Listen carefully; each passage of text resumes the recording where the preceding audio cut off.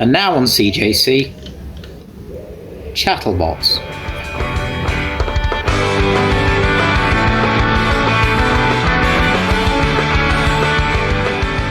Hello, Roboteers and Roboqueers. Welcome to ChattleBots. My name is Chris, and I hate robot combat, and I'm with three other people who also hate robot combat. We got Mayfly, we got Nametab, we got Zasa, and we fucking hate this bot of the week. Even though it's not a week, it's probably been like 4 or 5 or 6 months since the last ChattleBots episode, but you know what? I don't give a shit. All right, the bot of the nondescript time frame is a classic. Probably the greatest axe to ever exist in robot combat, maybe, depending on who you're talking to. Probably just romps that, to be honest. Yeah, it's the axe goat, and the person who built it is one of the goats of robot combat in both the US and America. It's Terrorhurtz. Wait a minute. It's the goat. Wait a minute. Love a bit of Terrorhurtz. In both the US and America, Chris. Oh shit! Did I say that? No, it's fine. It's fine. Terrorhurtz is respected across the America, continent yes, you of said America. You're fine. You know what? I'm sure there's some Terrorhurtz fans in Brazil. He'd never got his due diligence in the UK. That's how much we hate robot combat. It's the greatest accomplishment. All right. Yeah. So this a is bit the of context Terrorhurtz for podcast. This is the Terrorhurtz podcast. We can do a bit of an addendum a little addendum, okay. And a middle addendum regarding Kilohertz. Kilohertz was like Terahertz, but longer, stupid fast, but was dog shit in. Okay. It was dog shit in the UK. It never did really well, even though it was an actually good robot for its time. Yeah, it did okay in the Annihilator, didn't it? In the Series 4 Annihilator, it came third. Yeah, well, everyone was mean to it for no reason. It was but everyone was being mean to Chaos 2 at the same time. So it's like it was sort of Kilohertz was trying to basically do what everyone else was doing and gang up on Chaos 2, and I guess it didn't work for Kilohertz. But Kilohertz was a really, really good robot for its time. Didn't do particularly well in Robot Wars, but that wasn't necessarily because the robot was bad, but rather circumstances outside of its control, because there's no reason why Kilohertz should have been beaten by Roadblock or by a square hole on the floor, but we'll look past that, right? Did much better in America, got to the final of Long Beach 99, before being beaten by Cryohazard, as in it makes everybody cry when you go up against it because it pisses you off. And that's Kilohertz was a really, really good robot. Terrorhurtz was infinitely better. It didn't start out infinitely better. In Series 5, it was pretty... its axe sort of worked against Ming 3, and then it got clamped, and there was a whole thing about Matilda going out of its CPZ that sort of interrupted the whole thing, but nobody really gives a shit about that. Terrorhurtz won because it actually was doing better, and then it came up against one of the Streets Won't Forget robots of the UK robot combat community, Fluffy, demolished the shit out of it, and that was the end of Terrorhurtz's first run. And when you look at it, it looks like Series 5 Terrorhurtz looked like it was falling apart from the moment it came out of the arena. Armor-wise, it didn't look very convincing. It looked a bit more clean than... Actually, no, that's a big fat lie. It did not look cleaner than Kilohertz. It looked like it was... Well, I'd hardly say Kilohertz looked clean. Kilohertz also looked like it was on the verge of death around the same time that Terrorhurtz debuted. I disagree wholeheartedly. I thought Kilohertz... Okay, maybe this is the Series 4 versus BattleBots thing, right? Because in BattleBots it had that front piston by the end, and I think bits of fluff inside it. I guess if we're sort of thinking about it in relation to the kind of robots that were around of that period, Kilohertz was one of the more sleek looking machines for sure. Yes, it did I'm not saying it looked. Well, yeah, because I it don't wasn't think assembled Kilohertz out looked of bad. random I just wouldn't say it the looked owners owned. more convincing than Terrorhurtz. Mm. I also mean, want to add on I- that Terrorhurtz, their debut was not in Series 5. It was in the Robot Wars Extreme Destruction game. That's where it first debuted. Good God. Good I hate God. that Wait, you we're know that and diving I that don't. deep. I forgot about that. I've been out-nerded by a Yank. Fuck! Well, here it's a good segue. It's a good segue from Kilohertz to Terahertz because the game was Mhm. originally supposed to include Kilohertz because it came out in Series 4 and that Mhm. would have been time accurate. But BattleBots own the rights to Kilohertz somehow. I don't exactly understand how that worked, but I also It's understand even less. image rights show, which is why a lot of the robots who came over from the UK. So you had like Little Sister competing on BattleBots was Bigger Brother in the UK. They originally used the Bigger Brother name when they first showed up, same as like Panic Attack did, but they had to change it because of image right issues between the two shows. Oh, Is that okay. why Panic Attack was specifically called Panic Attack 3 in BattleBots? No, because that was season 2.0 before those rules came. Yeah, no, that was when you had Bigger Brother. Okay, yeah, fair enough. Yeah. Then in season 3 they bought the GOAT Scallywag. Oh, big Yes. up Scallywag. Yeah, I actually just want to say about like this Ming 3 fight is that if you think about it, that's kind of a crazy round 1 draw, right? Like for a round 1 draw, that's two pretty experienced teams that have that got beyond the first round in the previous season, Yeah. and you're just throwing them up against each other. Well, That's Ming 3, kind of wild, actually. I don't know if it's that wild. It's Like, not insane. okay, It's not the harshest round 1 draw of the series, but it's kind of harsh. Like I would expect yeah, if like one of these guys fucking twist or something. like I kind of wish that like Ming 3 was more like Ming 2 where it had the little front hinge flipper.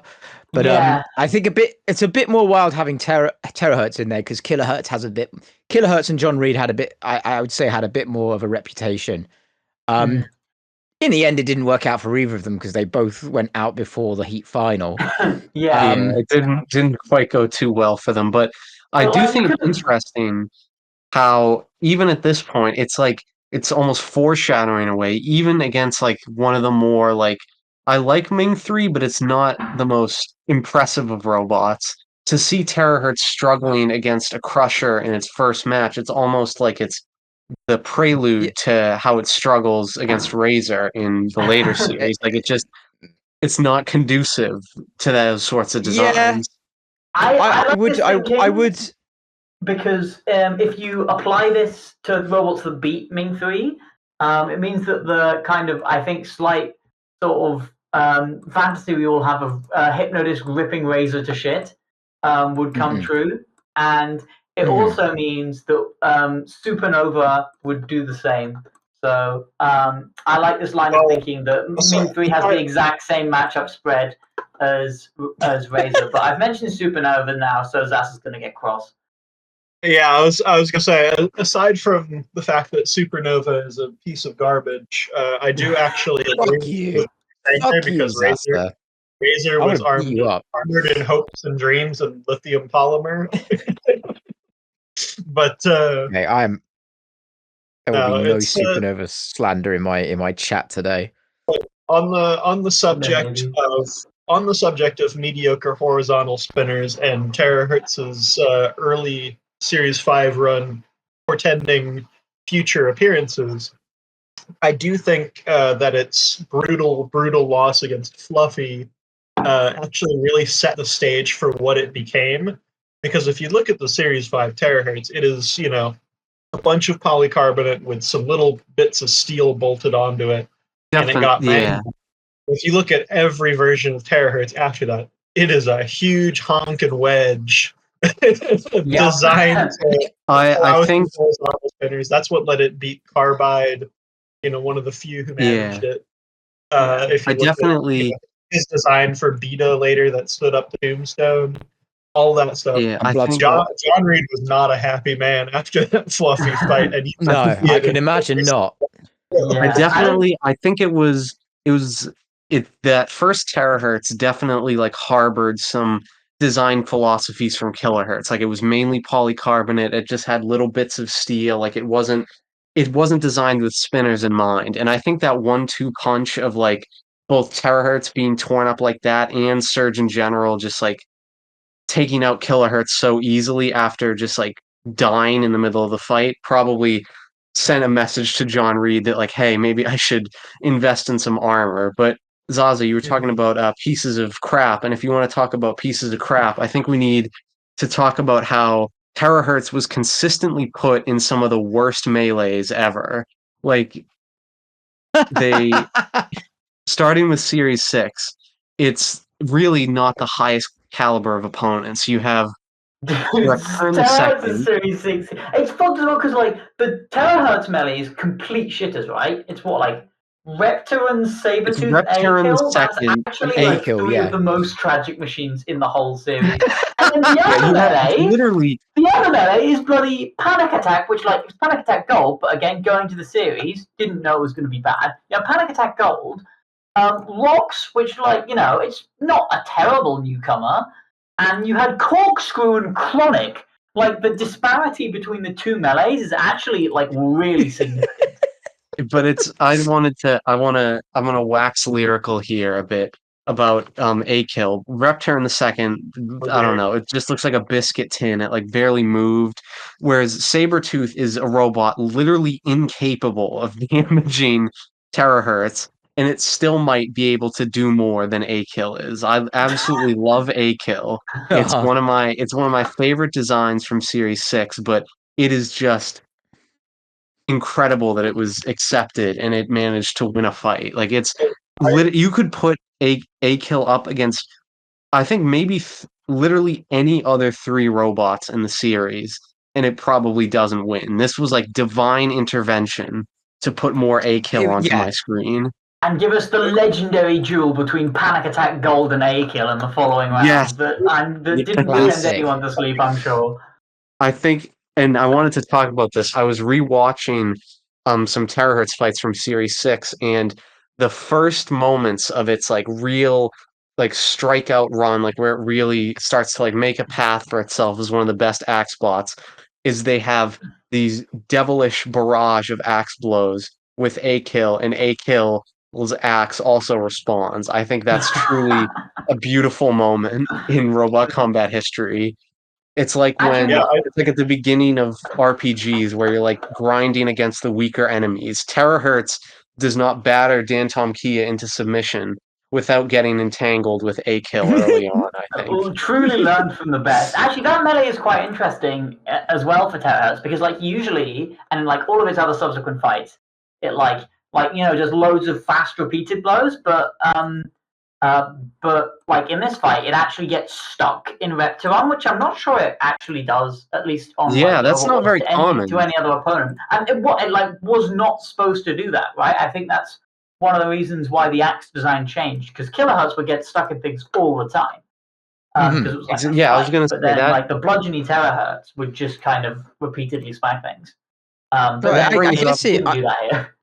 Yeah, I guess that was like it wasn't like Terahertz wasn't the only axe bot to change how the bluntness of their axes, because like you could see a lot of bots in that era just getting stuck. Like how often did like Cat 3 get stuck in its opponents? Yes, or even that's I was gonna say, or the arena in the Bulldog breed fight. Yeah. I think Terahertz like there's a guy on the A-Kill team called Gordon Johncock. What the fuck? The fucking awesome. 1982 Indianapolis 500 champion. Sorry, tangent. Yeah, you Fucking can hell. go on with that. So Yeah, you IndyCar out-nerded me, drivers. or I out-nerded you on Terahertz. You can now out-nerd me on A-Kill, because I'm deeply ashamed I didn't know that there was a man named Gordon Johncock.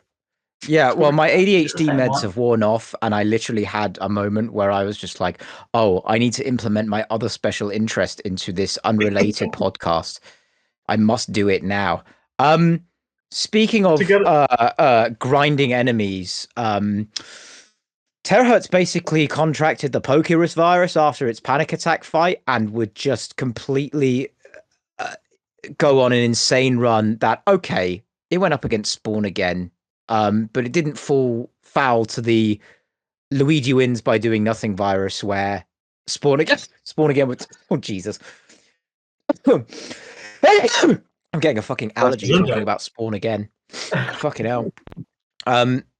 Like it didn't fall foul to that virus. It beat Spawn again. Absolutely kicked the shit out of Bigger Brother and made 2 children cry in the process, which, you know, always fun to do on Robot Wars. And sadly, almost immediately without any fight whatsoever, got dispatched by Razor, which was a bit of a 30 you know seconds. a wet a bit of a wet Oh, blanket. you want to talk about, sadly, and that's only But, the like, tip still, of the a top iceberg one, in right? short Terrorhurtz fights.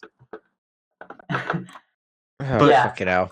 And like I want to actually point out the Chronic fight in the Heat as well, because that Chronic fight I think must have got rematched about like 5 times in various guises, kind of in the future. Yeah, well, I was good God, yeah, and stuff like and it just batters it in pretty similar fashion to like Bigger Brother and stuff. And the Panic Attack goal victory is also pretty cool with like and it's like I think a very significant moment of like the end of Panic Attack being a good robot, and the rise of Terrorhurtz kind of in the same thing.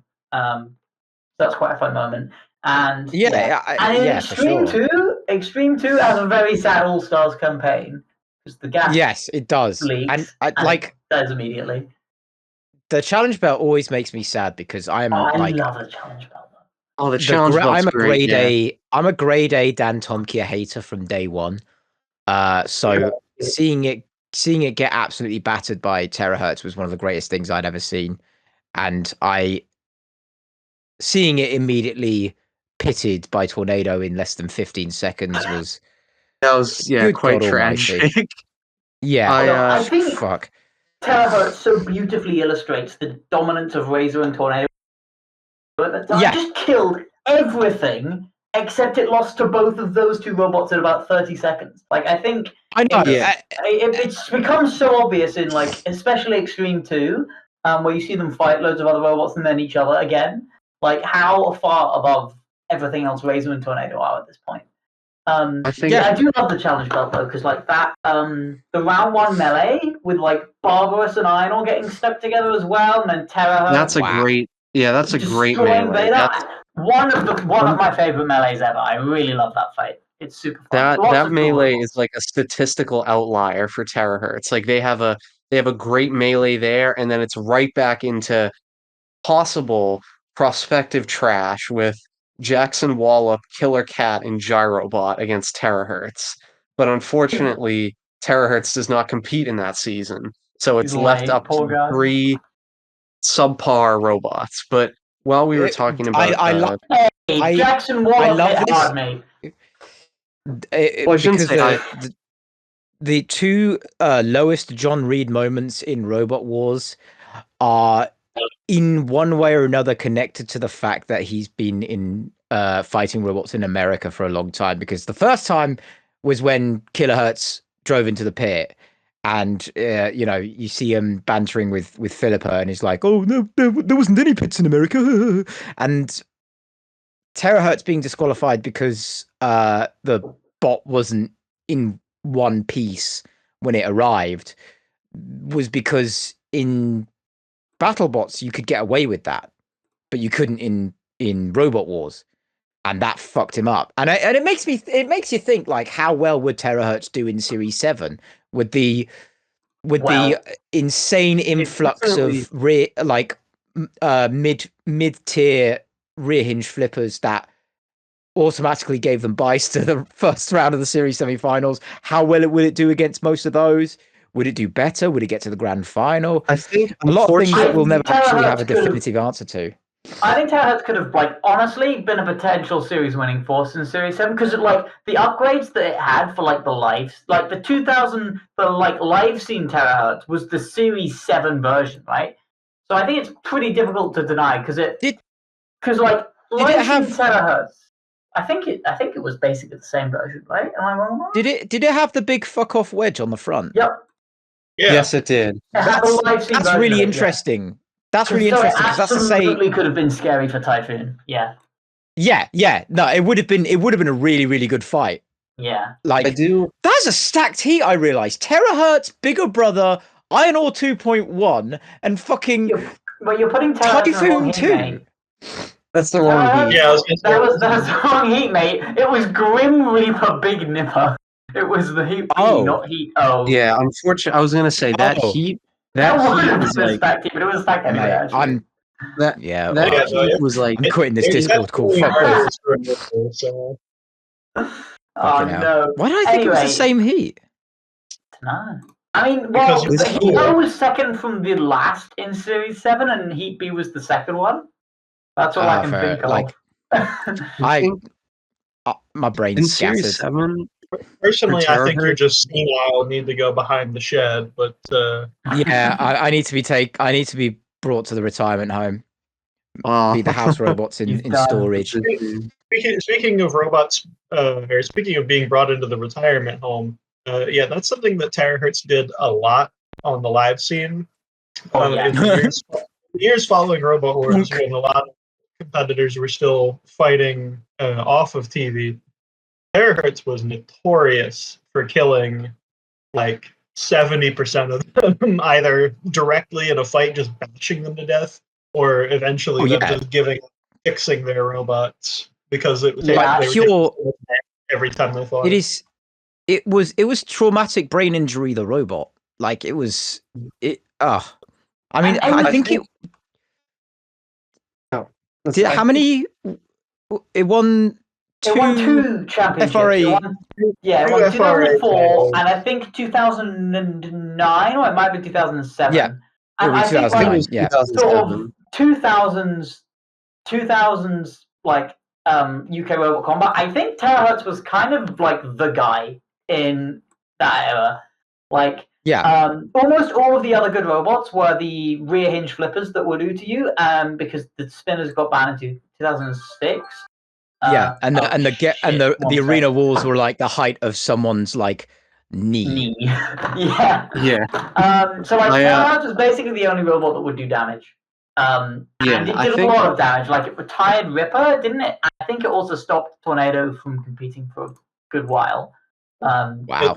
It was very infamous for its murder of Mute in 2004 because it literally chopped through the top of the flipper to hit the gas tank in it, I think. And like that was where they were just like, nope, we're out. We can't do this anymore without TV. Oh yeah, shit. But I think Terrorhurtz was probably the the best robot in the UK, sort of in that kind of sort of 2004 to sort of 2008, 10ish era. And probably, like, honestly, I think this might be a hot take. I think this is the closest a British robot has ever got to being the best robot in the world. I don't think that's entirely unreasonable. No, I disagree entirely. Really? Because my goat Are you arguing Chaos 2 here? Because you're Chaos 2 arguing and against Razor, but like all of those have to compete with like Biohazard, which would just roll all of them. Whereas Terrorhurtz would have a shot, I think. Actually, you know what? Fair enough. I think because I felt like Biohazard is unquestionably the best until sort of Series 7. That would have to be under the. Sorry, I agree with Nametab in a very, very a much smaller window than he's pointing out, because it wouldn't be close to being the best in 2004 to 2010, because that entire stretch includes the dominance of Original Sin, Gigabyte, Toro, Original Sin, Sewer Snake. I would say Terrorhurtz could probably. I think Megabyte is the robot. Megabyte and then Sewer Snake are the robots you pick as the best ones. But I think Terrorhurtz is closer to contesting like Sewer Snake and Megabyte in that sort of 2005-ish era than any UK robot has been to contesting whatever the best US robot is in the world. I think that's when the gap is narrow.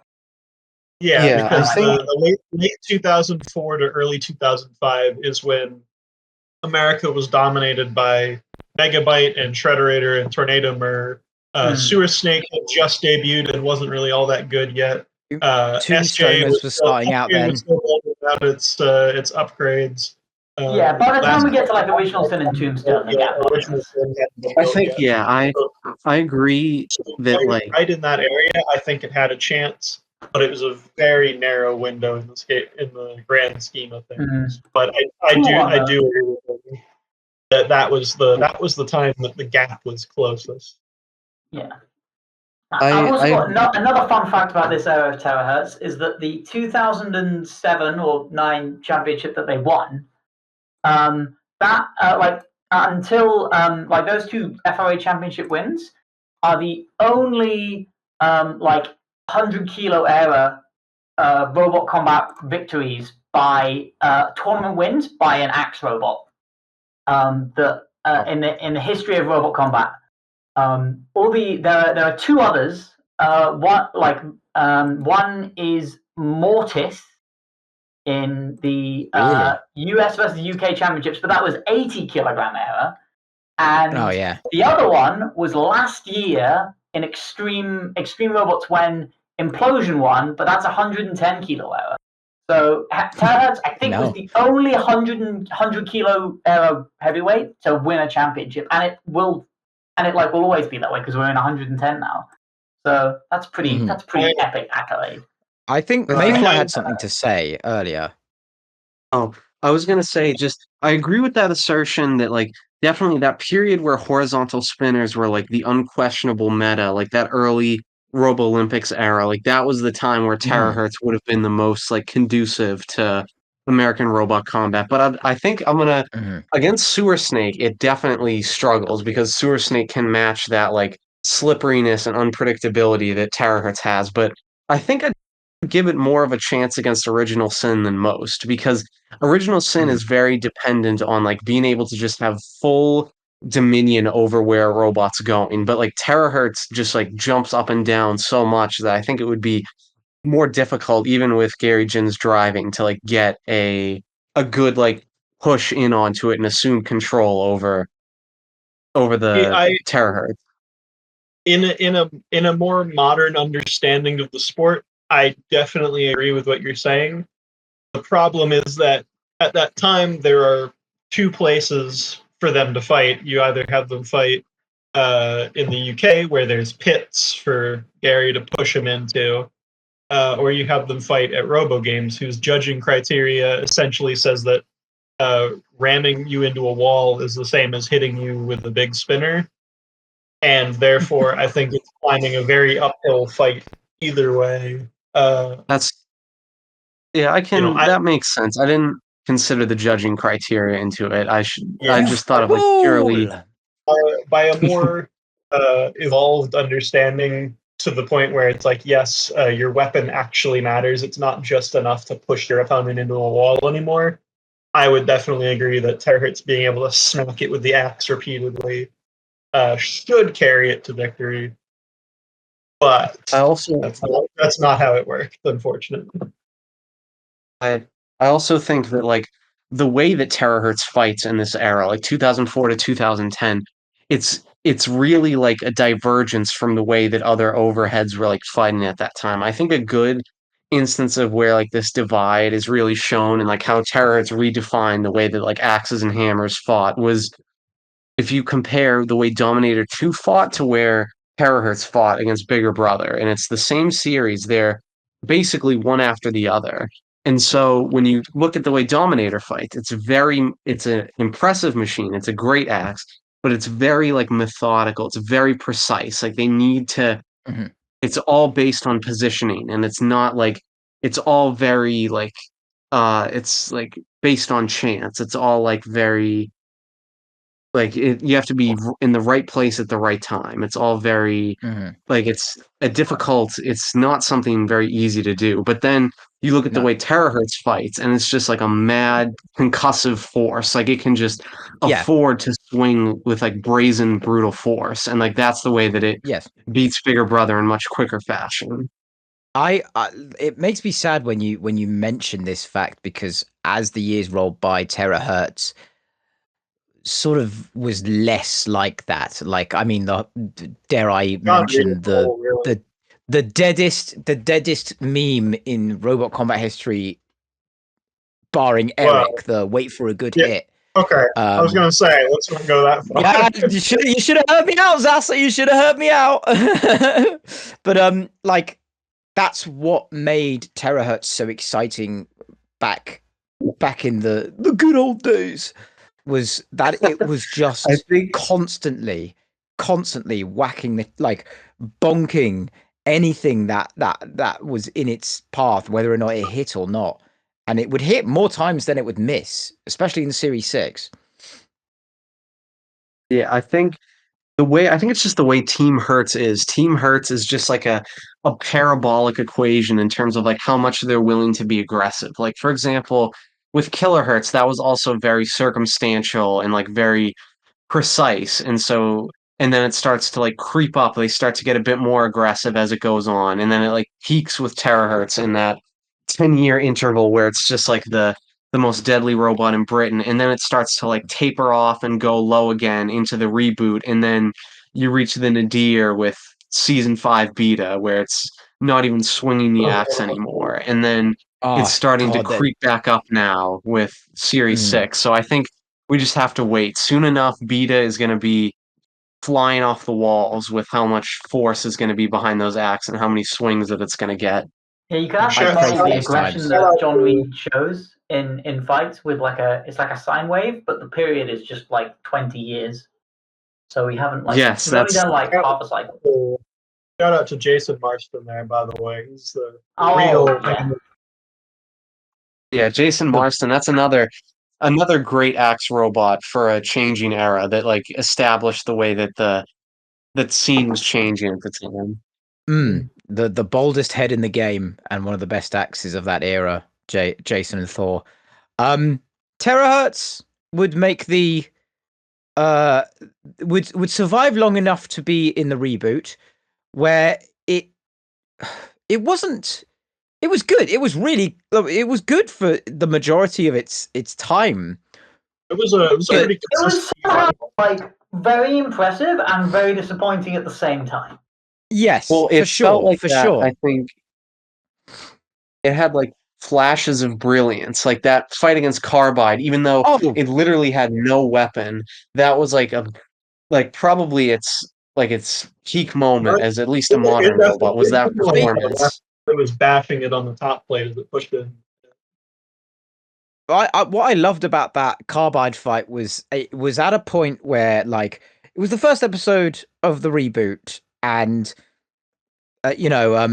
Razor had fallen down the pit, and everyone was still kind of grieving about Razor falling down the pit. Oh no, our goat is washed. What shall we do? Right?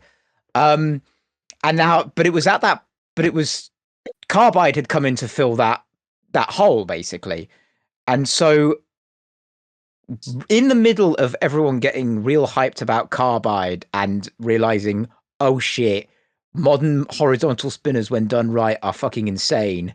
This is an audience that no doubt has never heard of Tombstone before, like, and the majority of which would probably have never heard of Tombstone since, because a lot of them are. The default comparison to Carbide was always Hypnodisc, right? On like when Yes, because that's all they about knew. it, That's all. The last time. Yeah, that's the last time they saw horizontal spinner.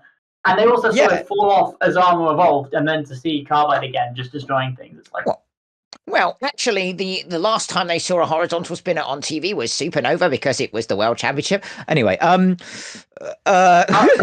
actually, you back, because Series 7 had really bad promo, so actually they probably never got the source. No one saw it. Yeah, they only watched Extreme 2, which was Hypnodisc, because it was still on BBC. Shit. I feel the need to buy a plane ticket and fly to the UK so I can slap both of you right now. I mean, you're just seething over there in Las Vegas. I love it. But all this like Terrorhurtz. what were you going to say, Mayfly? Oh, sorry. I feel bad. I feel like I keep interrupting you guys. I feel You are guilty. not. You are not. We're just yappers. We're just yappers. Oh, I was gonna say Terrorhurtz. It's like it was like holding on hope for like classic era's viability in that time. I was gonna say basically what you Yeah. just said. Like hearts were broken by Razor bowing out so early, and like Terahertz was like keeping the flame in a way for like other classic robots like Storm 2 and Dantom Kia. They like made it to the Heat finals, but they weren't like all that impressive. You could tell like No.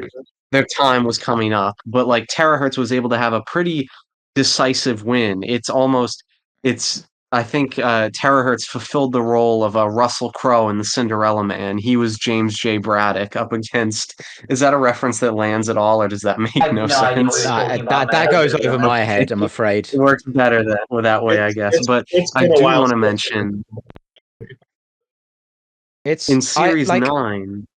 Well, Oh, I continue. it was actually all just kind it of want to was continue about what you said about the kind of veterans narrative, right? Because yeah, because there was also Behemoth in that heat, but also like the only win Behemoth got was like the fairly limp judge's decision win over Nuts, and then winning over Terahertz when Terahertz's axe wouldn't work, and even before, like you can see, and I think like John Reed's driving actually really shines in the reboot because it like guides Carbide into the pit fantastically, and like we see him throw Behemoth around with no weapon.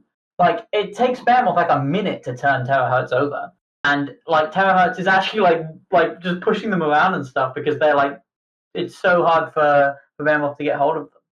So yeah, I think like Terrorhurtz, and I would say Storm. Honestly, I know it's very uncool to hate on Storm to like Storm 2 these days, but I think Storm actually was fairly impressive in its heat.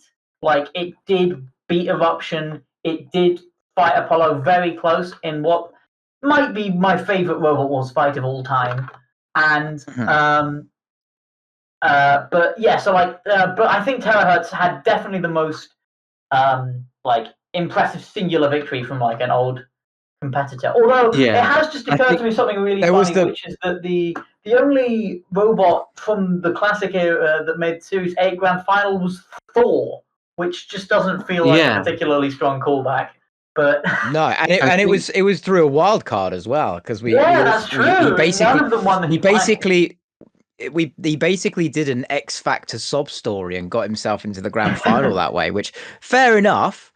But like I think what makes the Carbide victory so impressive for me is contextually it was at the point where Carbide everyone was like, holy shit, what the fuck is Carbide? This thing's crazy. And then Terahertz goes and beats it in the middle of that like hype mode.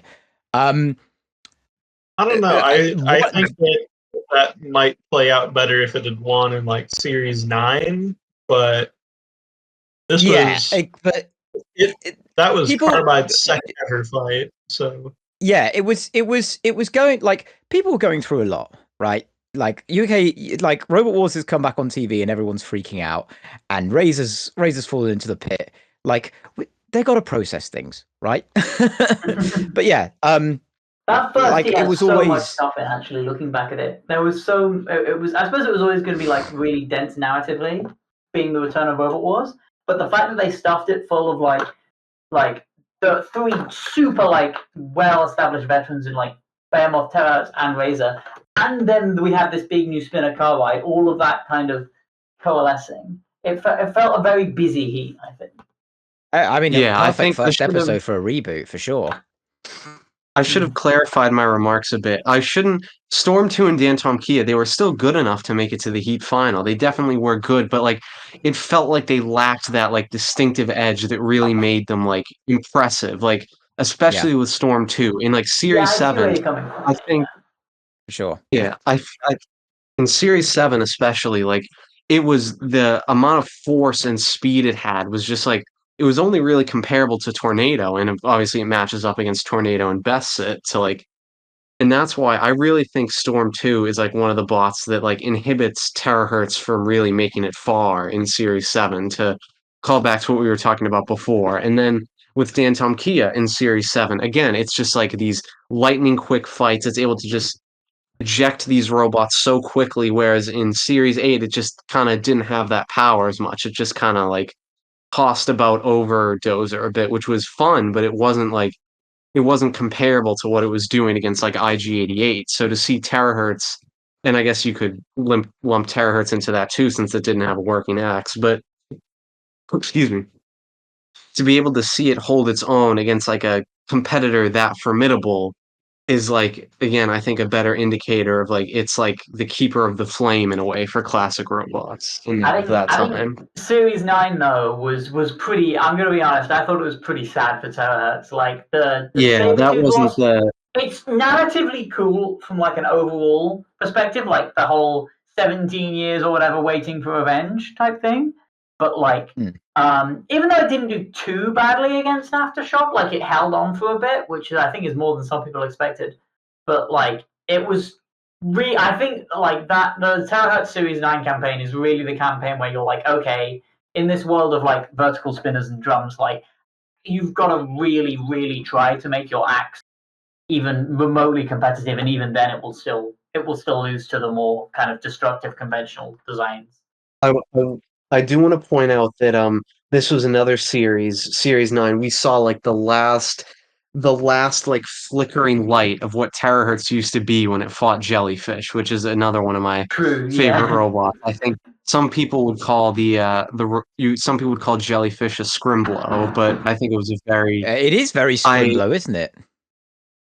But that was like the last like flickering light as the batteries died, and like the years long light of Terahertz as like a dominating machine. Like it just caved in Jellyfish, like it was caving in robots in the classic era. But then yeah, it just wasn't the same after that. Like Series 10 was a good showing. Like it showed that there was still gas in the tank, and it was another enjoyable like showing for it. We got another very overused meme when Sir Kilowatt picks him up in the 10 Robot Rumble. But I think it was a good send off for Terahertz. Series 10 was like there's a new era approaching, and like Terahertz isn't going to cut it anymore like it did in Series 6, but regardless, it's still an amusing robot. It can still put on good fights, and there's still something there.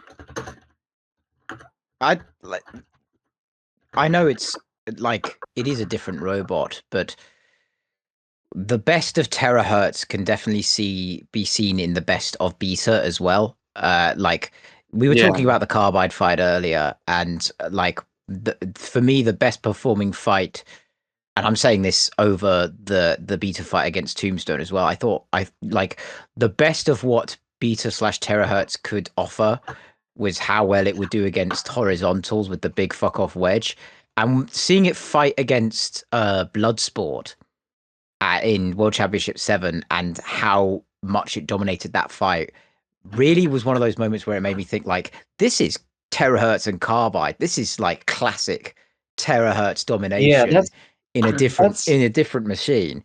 And so when I see little moments like that, it makes me think, oh, John Reed's it was technically built by Grant Cooper, but like the Reeds still have it in them and can still be competitive in one way or another. So it's like the fact that like the essence of a machine that was built in 2001 was still competitive well in the 2020s as an unconventional weapon is I think good on you, son. Yeah, it's fantastic. Really, really, really, really impressive. Yeah, I think Terahertz is such a defining machine. I've got another fun fact about Terahertz for you. It's actually beaten 5 UK champions. Really? If you count the like live circuit ones, it's got on the live circuit, it beat Big Nipper, Chronic, it beat Chronic and Robot Wars, and it beat Eruption at one point on the live circuit as well. I think it pitted it. And then it's also beat Panic Attack in the Classic Series, and then it beat Carbide in Robot Wars.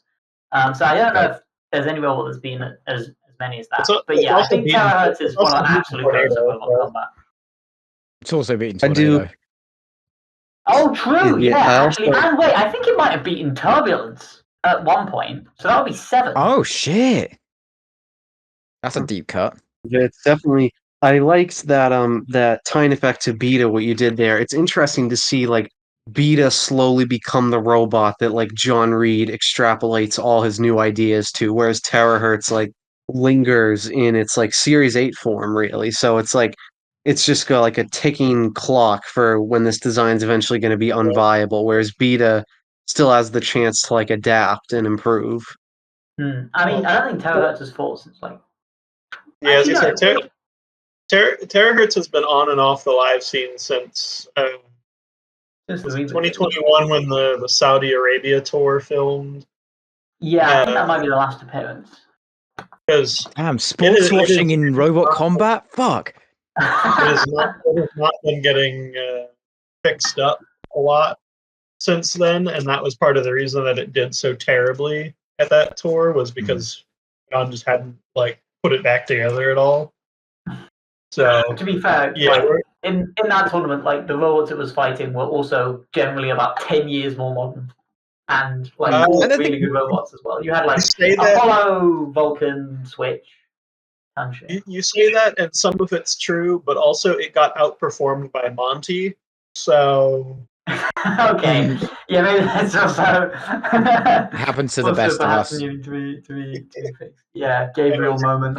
But I'm sure that reference is going to fly past a lot of the audience here. So just to clarify, Monty is a horizontal thwack bot, and it is very bad. So you're welcome. Classic. But like, how many bots stop being properly competitive after 20 years? Like, not many. And the fact that it, like I said, a fact that it's a relatively unconventional weapon, not really something that's been the meta for so long. And like, I say this with absolutely no hyperbole or exaggeration that I genuinely do think Terrorhurtz is the greatest axe bot of all time. Like, absolutely, historically. Yeah. Historically, okay, there are better axe bots, and there are like Shatter, like, for example, like gives me hope that there can be viable axe bots in modern robot combat. And then AU Thumper, dude, AU Thumper is 7 years old at this point. That's I will forever contend that it is the peak of all axe bots ever.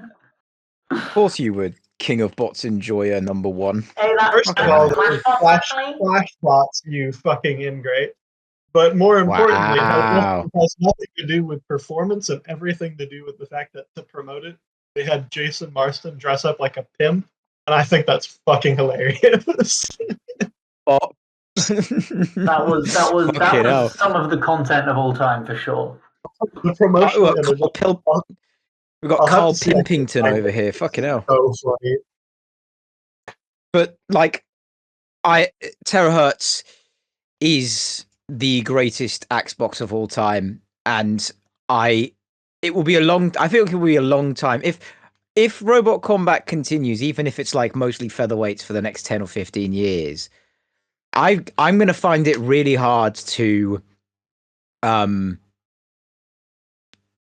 consider any other axe bot as more historically significant or as long lasting as Terrorhurtz. And yeah, I love it.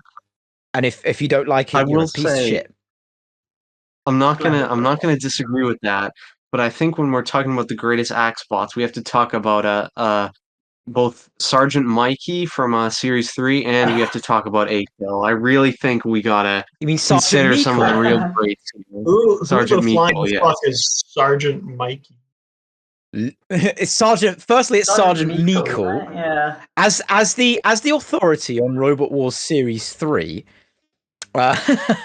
Sergeant Mikey was I know someone's got to, right? Sergeant Mikey was I think a first round shitter in Series 3, which it lost to the Dark Destroyer, which was not that much better. I do love Dark Destroyer, but I can't wait for the Dark Destroyer bot of the week episode. Mate, it looks like baby's first blender model with an axe, and it's great. It's pure Series 3 shitbot. But it's better than Terrorhurtz. You know what? You're right. Yeah, so our final verdict is what? A kill 1, Sergeant Meikle, fucking whatever, 2. Yeah, and Meikle Terrorhurtz Jackson. three, yeah. Top 3, that's pretty good. Yeah, Sergeant that's Meikle very Jackson appropriate Wallop top in three. second, and then Terrorhurtz in third. Huge. And speaking of shitbots or not so shitbots, we have my favorite segment in ChattleBots, even though there's probably only 2 of them. It's the Cool Wall. It's back again for this episode. I've been very excited to talk about this because for the first time, I have not told my audience of 3 of us what the robots You mean they're going to be. Co-stars. The audience is Yeah. the poor fools who are listening to it. Yeah, I basically did a wiki randoms.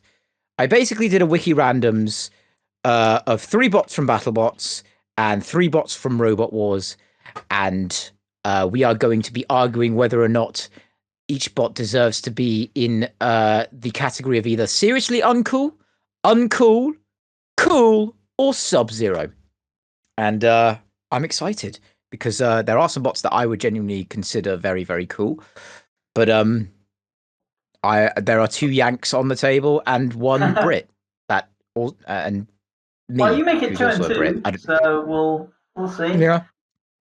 It'll be like the War of Independence all over again. Yes, because the British win by tearing up the tires of General Chomps a lot. I'm in for this. Yeah. I'm in for this version. And we discover pneumatics in the 1800s, so hey. Okay. All right.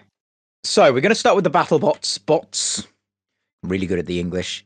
And the first bot that came up for me, you can choose whatever variation of this bot you want.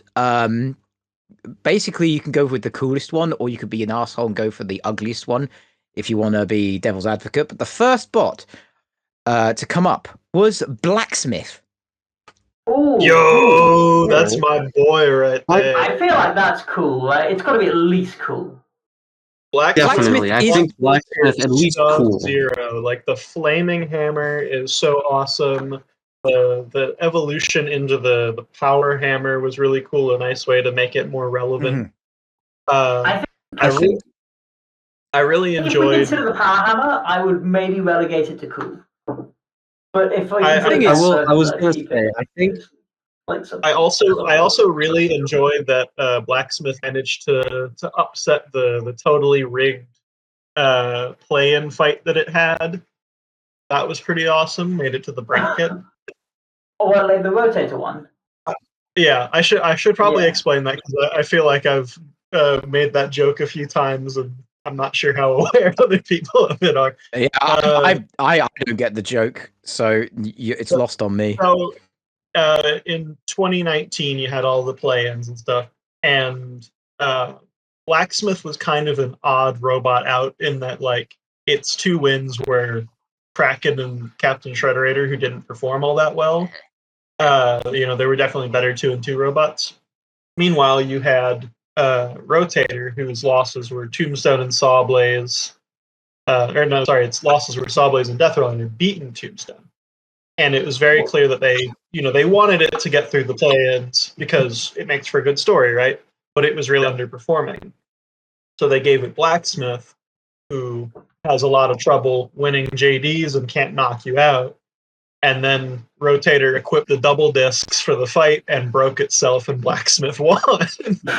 So love it. Also, to be fair to Blacksmith, it did also have a close loss to Sawblaze that season. No, that's true. Like Blacksmith was. Well, it did perform well, but yeah, I think Rotator was definitely. It was one of those situations where it's very clear that they wanted one bot to win for the narrative. It's kind of similar to like Son of Waiachi and Poison Arrow, right? Where Poison Arrow was super unimpressive, so they wanted Sao to move on so it could fight Hypershock for the revenge narrative after it beat Warrior Clan, and then that didn't pan out. This one didn't pan out either, and that's pretty funny to me. Yeah. For me, sorry. Oh, I was just going to say that for Blacksmith, I think the versions pre-Power Hammer are definitely have a good case for Sub-Zero. Like it's just the visual. It's like it's what someone would think a combat robot looks like. Like Mhm. just the hammer, the flames coming out of it. It's just it's so stereotypically cool, but it like works so well as in spite of that. Like yeah, like that right there is just incredible, an incredible visual. And you know what? I made that parallel of what people thought a robot would look like for Blacksmith, forgetting that that Minotaur fight is like easily the most watched robot combat fight ever. It's a great fight on So like in and of itself. Like, okay, you get some really random fights get really viral for no reason. Like Series 3 Heat L of Robot Wars is the most viewed episode of Robot Wars What the fuck, ever, really? despite it being probably the worst episode of Series 3. God, But that might have a case for the worst episode of Robot Wars. Then what year yeah, is that? it's up there. It's up there, but Who wins it? Which one's that this one? is one of the few exceptions where the virality of a specific fight is actually correct for what the fight was, because Blacksmith, despite basically being torn to shreds by Minotaur, basically wasn't letting up at all, and like everything about it was just hype. And that's what yeah, BattleBots' greatest moments is hype. It made like people jumping around, people popping off properly when they win fights. Like, you know, Daniel Freitas screaming into the camera after beating Blacksmith. Like, you know, I'm Minotaur doing a celebratory dance. You know, like Blacksmith had a massive yeah. part to play in that. And like, although our audience can't see this, I posted a photo, and Zasa also posted a photo of two separate fights with Blacksmith with the flamethrower on its axe, making a perfect semicircle, and both the shots are absolutely baller. And I think it has everything going on it for it to be in Sub-Zero. Like it is one of Absolutely. the coolest BattleBots ever. Definitely. I with that Minotaur fight, like it literally doesn't let up until the steel on the front of it is like literally molten. Like you know how you see those like 1000-degree knife videos? Like it literally looks like one of those. Mm-hmm. Yeah, Mm-hmm. it's absolutely fantastic. That It fight, creates so many fantastic visuals, and also actually we were talking about like the best kind of hammers and axes with terahertz. Like Blacksmith in 2019 is the furthest I think like an axe has gone into the BattleBots bracket in the like Discovery era, right? well, Because Shattering oh, no, Shattering Shattering is round of still 8, on wasn't debate. it? Yeah, but like if we Yep. discount COVID season because it was COVID, then that's true. What is this, the Ballon if d'Or? we, if we do what every BattleBots fan was doing before season 5 and say that everything without Bite Force has an asterisk next to it, then yes, Blacksmith is the well. Actually, no. Even by that standard, it's still not the furthest a Hammerbot's gone because Beta made the quarterfinals in season 2. Oh yeah, So I did But qualify Discovery Era. I did qualify Discovery Era, but we're also only looking at 2 seasons at this Beta point. also doesn't count because it's British and therefore awful. No. Just die. We love you, John Reed. But yeah, no, Blacksmith is just. I mean, it's the quintessential jobber, and that isn't meant as an insult here because it's so sturdy and so cool looking that it can make any fight an instant classic. And so they threw it at like every top tier robot, and it made all of them bangers. It's such a good robot. it's fantastic. I think we are mostly in agreement of it being in Sub-Zero. Are we Yeah. in agreement with that? Yeah, I would say Oh, yeah. Put Sub-Zero. it in. After seeing those photos and like reminiscing on what it's done for robot combat, I definitely have been persuaded to Sub-Zero. Wow, I have never had a ChattleBots episode where we've all agreed with each other with such conviction. It'll never be this good. Yeah, I mean it's And hard to speaking- argue against it, especially because it had such great Exactly. underdog runs with the the 2019 and then the bounty hunt or the champions a couple years later. Like it's such a great underdog. You'd love to root for it. Unfortunately, it may never be this good again because the next bot on our list is well, I mean, fucking if anyone can actually remember what it looks like, It's hypothermia. Yo, Aw. that is. All right. Well, I don't think I like hypothermia as like a callback to the history of Team Toad. Like it's in the style of all their previous robots. Like it has that going for it. It has the theme going for it. But like outside of that, like It's the most. it's not all that It's the impressive. most Without that forgettable. background to it, it's just I don't like it. yeah, it's not the most. I think it's ugly. I think it's really Yeah, ugly. It looks I like agree. it's a robotic wheelbarrow. Like I look at it and it looks like that wedge looks like uh it's like someone's about to fall over, but they're like using their arms to like stop themselves from falling onto the ground. That's what it looks like. Like it's like you've taken Okay, a so I'm photo of getting someone just about to fall over. No, I don't want to preface this. So this isn't like a diss to Fuzzy for it, but it has always pissed me off that hypothermia was accepted for BattleBots because so the lifting mechanism, for those of you who don't know, hypothermia is a lifter. It has a kind of Defender style prop beneath it. That's actually what inspired Defender. It's brought over from Fuzzy's older heavyweight Polar Vortex, and BattleBots told them that alone wasn't enough of a weapon for the show, so they added the dinky little grabbing arms that don't do anything at all. And BattleBots went, "Yeah, that's good enough," and that has always pissed me off. That's I think quite good. I'm looking okay, I'm looking at hypothermia now, and it looks way more slapdash than I remember. Like just like the motors being bracketed, like just fully exposed on the sides. Like I don't remember it looking like that. But I found an interesting anecdote. So hypothermia, I guess you could say it almost looks a bit like a relic from another era. You could say like it looks like a more older build and like how exposed and like spread out everything is. It was designed on a 2002 CAD software. That sounds Wow. right. But I could see this in like season 5 point, like Comedy Central season 5.0 Battle. It looks like the most Robot Wars Series 8 robot ever, where you know the kind of robot that like it pops up in Series 8, Well, it does. loses in the round I could robin, this. and like exists in the live scene for the next 15 years.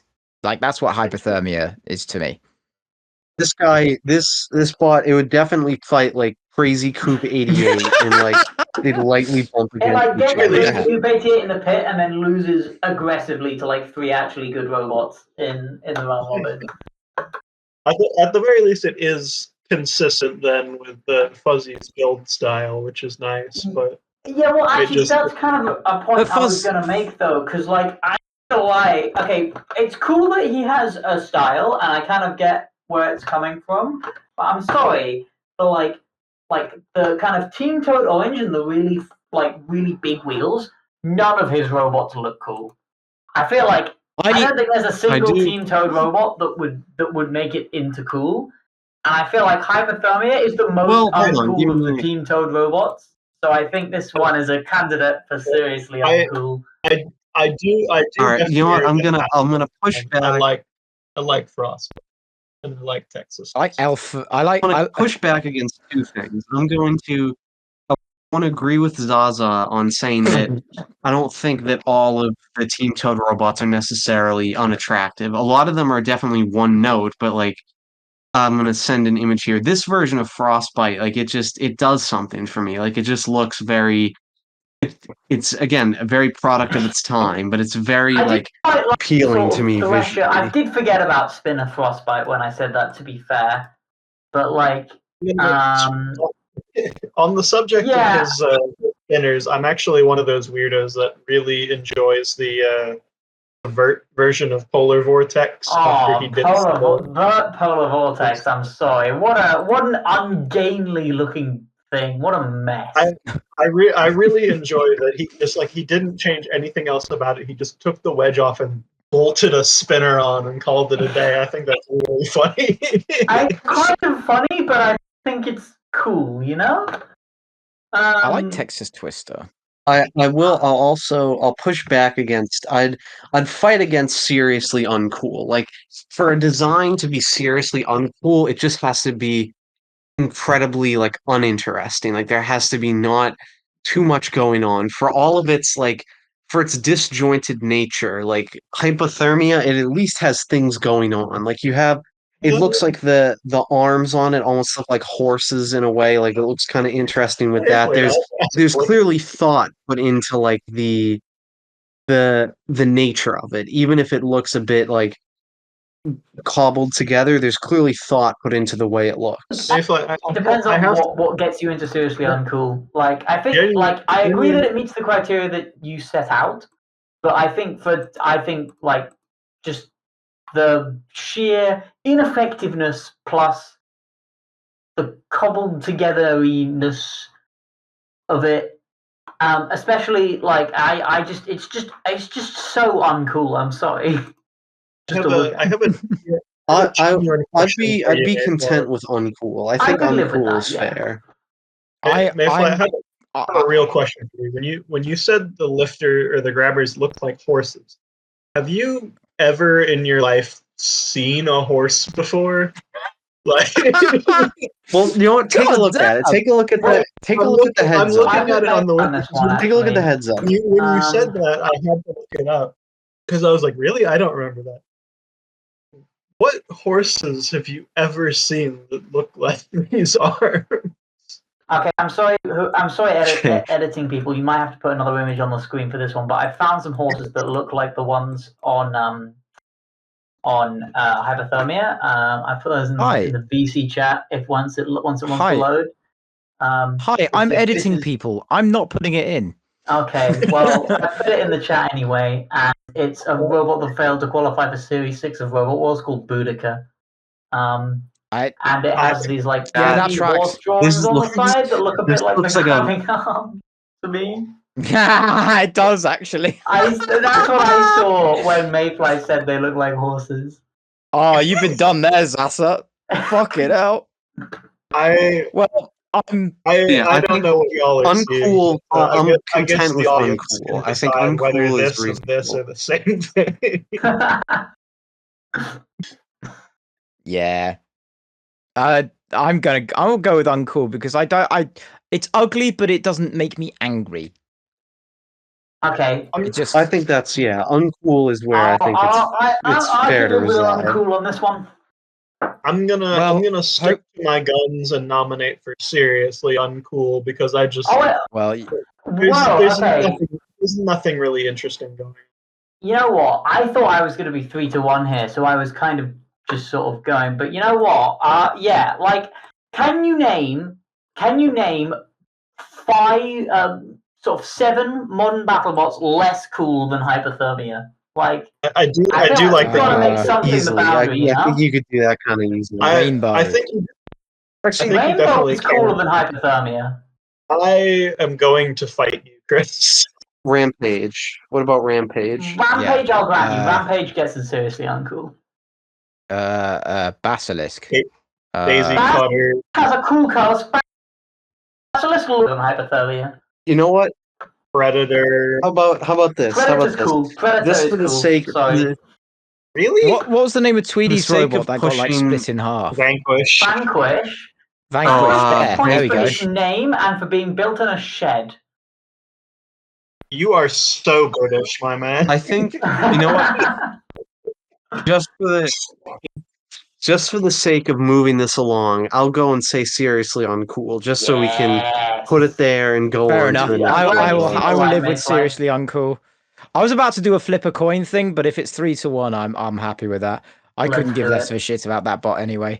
Well, hopefully the next one will be a bit more agreeable. Copperhead.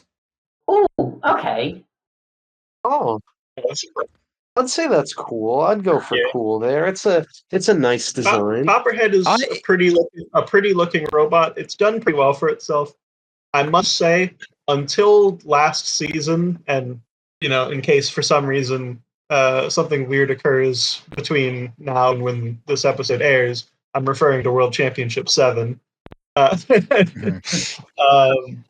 Before then, I never really cared for Copperhead, but I actually really enjoyed some of the antics that it had under Luke's captainship. So it's cool. I like, for me, the biggest thing about it is that it's like, in terms of heavyweights, tiny. It's minuscule. It's so compact. I think it's the smallest bot in World Championship 7.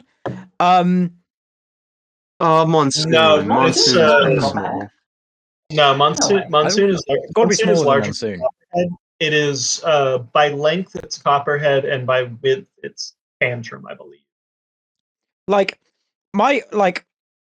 if we're gonna, like, okay, the wheels wise, shape wise, it could be comparable maybe to hypothermia, but the thing is, the theming is so it's specific, it's methodical. The closer you look at it, the more detail it has compared to hypothermia. It's The drum art and that like they had during Championship 6, that was awesome.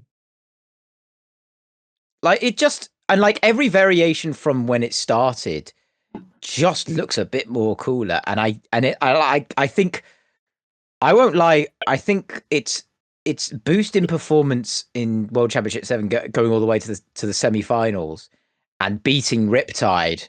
I forgot it made it to the Beating Riptide semifinals. in the process, like, I think has sort of helped a little bit.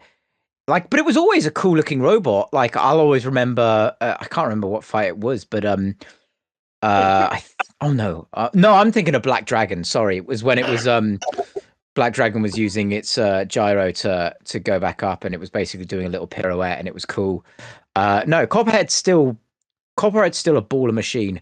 I don't think it's Sub-Zero, because I think the Sub-Zero levels, like, there's levels to this shit, but I'd happily put it in cool, personally.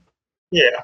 Cool Copperhead, like, I'm Yeah, very I think ambivalent. cool I could works put it for in it. uncool or cool, to be honest. I feel like I'm where pre-World Championship, like, to be honest, I thought it was pretty unremarkable before World Championship 7, and the run it had was neat. I think, like, the beating of Endgame and Riptide, that's pretty cool, especially considering, like, how Riptide and Endgame are, like, both kind of fairly sort of flashy, very well optimized design. Obviously, Copperhead's designed well, but when you first look at it, it looks a little bit kind of grungy. Yeah, Like junky, yeah, and like seeing that scrap, beat like the super scrap in a clean way. looking Riptide and Endgame was quite cool. So yeah, I can go for a cool Copperhead. Like, I think it. Copperhead, like they. No, you go ahead. You Sorry, go ahead. continue. Oh, okay. I was gonna say Copperhead is like it has an interesting like thematic design to it, and it sticks to it. Like it combines like aspects of like scrap and like sort of junkyard aesthetic with like the rust on it, and that's like the copper part of it. And then Copperhead, it's a snake, and so they have like the scales on it and like the little I guess I don't know what you'd call them, I guess tendrils, but like those sorts of things off the sides of it, and it works quite. It's a very nippy machine, and it can have some very nice fights, and just I think I know we're only supposed to consider aesthetics in this regard, but the way it fights is very scrappy, and I guess that kind of adds on to the theme of like the scrap junkyard aspect of it. So I think it's reasonable for cool. They've stuck with the design, and they've kept making it more interesting and more like visually appealing as the seasons have gone on. Mm. I don't disagree with anything you just said there. That's all I will say. So, Cool. cool. Is it cool? We'll go for. Shall we go for cool? That's a cool for Copperhead. Yep. Yeah. Well, can't wait for this. It's the we're taking a dream team tour overseas. With some I do find it funny that the three BattleBots bots we got were all reboot, and that this bot is straight from the classic series. It's a bit of a streets won't forget my beloved type bot. Nearly beat one of the greatest. Nearly caused one of the biggest upsets of Robot Wars ever. We're gonna go with Berserk 2. Ooh. Oh, that's actually a robot I know what it looks like. Okay. Yeah, I knew it was a tough one. Super up here. Because it's going to be an interesting one. Because the series, do we want to go with the Series 4 version or do we want to go with the Series 3 version? I think the general policy has been go with the version that you have the most opinion on, I suppose. So yeah. I want to go with the one that I just the think best has the one. most. The coolest out of those two, without a doubt, Series 3. Yeah, Series I only 4 say is Berserk 2, people think disgusting. of Series 3. So, Series 3. Yeah. Like the Series 4 one. I think, yeah, Series 3, I will say, for Berserk 2 and Series 3, we can factor like fighting into how we consider Yeah, it cool. I mean, a little bit, cool but is first mostly subjective. It's going to be different for everyone, right? So, it will. yeah. It can have a difference because it's like, you know, it can bring some aura, for lack of a better term, to a bot if it does well. At the end of the Yeah, day, I think we're talking about the way Berserk 2, when you look at Berserk 2, like visually, it's not particularly interesting. Like it has the cool face on it, like it's a unique shape. It has the face on it, but in like the back lettering, which is very like endearing. It's very like 2000s like word art in a way, with like all the dots creating Berserk at the back. But excuse me, when you look at its fights, like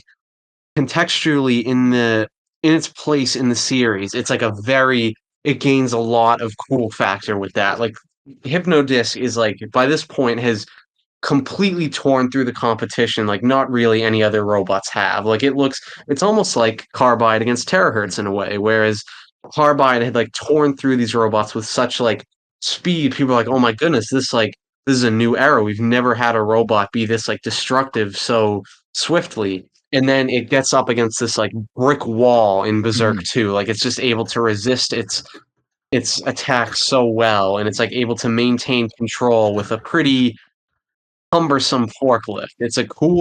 It's very impressive how well they can make it work for how little ground it has to get underneath Hypnodisc. But I think I would not. What are the stages again? I know it's uncool, It's seriously uncool, cool, and then cool, Sub-Zero. Sub-Zero.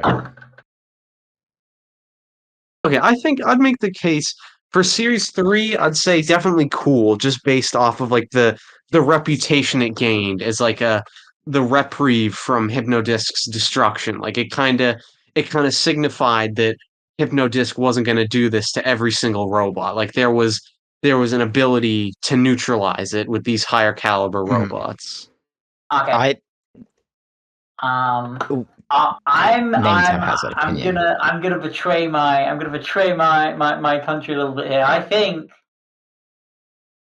that this is actually a pretty uncool robot. So, firstly, oh, here we fucking go. It is a slow silver blob, which doesn't help, and that's true of a lot of robots of this era. And I would say a lot of robots of this era are pretty uncool. I'm gonna beat you up, Nametab. The way it fights is everything about it is slow. The axe is slow, the lifter is slow, and obviously the way it moves is slow. If now the fight against Hypnodisc is commendable for sure. That's a very impressive achievement for the time. But is it cool? I'm not convinced because it's a kind of, I don't know. I think it would be cool if it weren't for the fact that I think this robot actually has got quite a lot of hype about it in sort of like Robot Wars community fantasy tournament type things. And I think the hype's been overblown a little bit. Potentially, as I'm going to put it.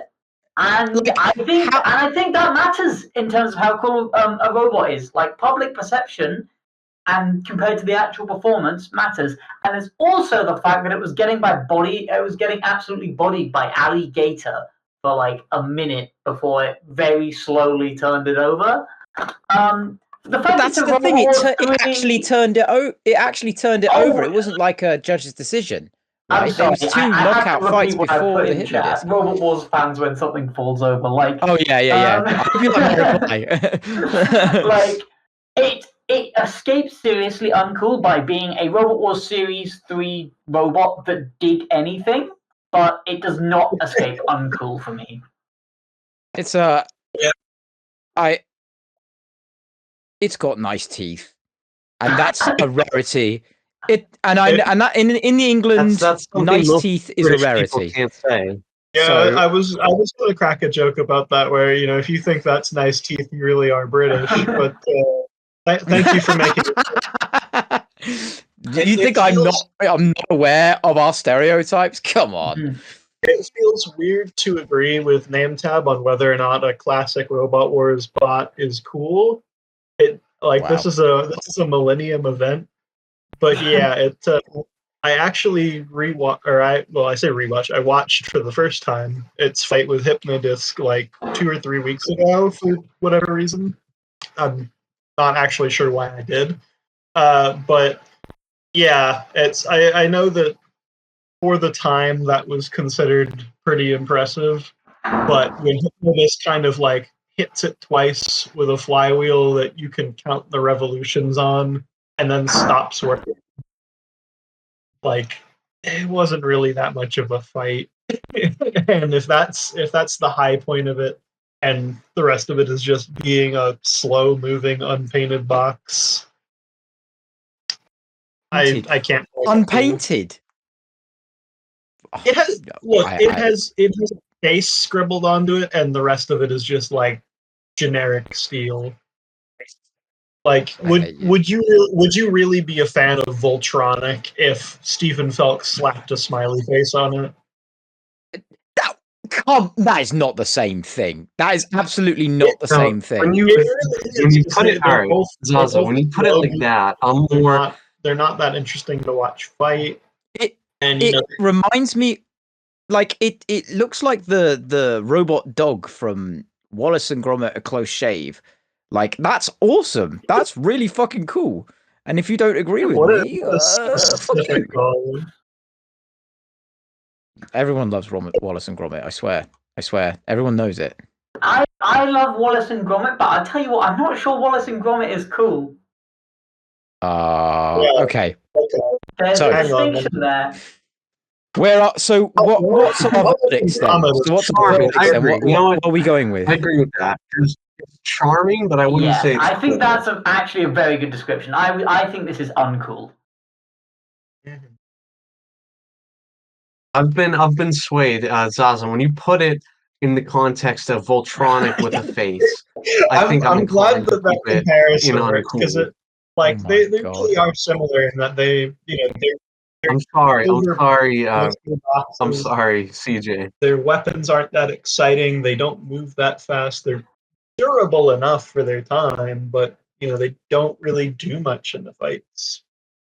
The difference being that Voltronic was just a more optimized shape. I don't know what to say. So what's the verdict then? Are we? I think that was 2 uncools. Three uncools. 3 uncools. Okay. I'll say uncool. I'll go. I'm not even going to give my. I'm not even going to make my point. Uncool it is, but sleep with one eye open. That's my thoughts on it. If you have something more that you think can convince us. Well, no, it's like talking to a brick wall, I'm afraid. Not a brick as Berserk 2 was to Hypnodisc. Yeah, brick shit's house, way!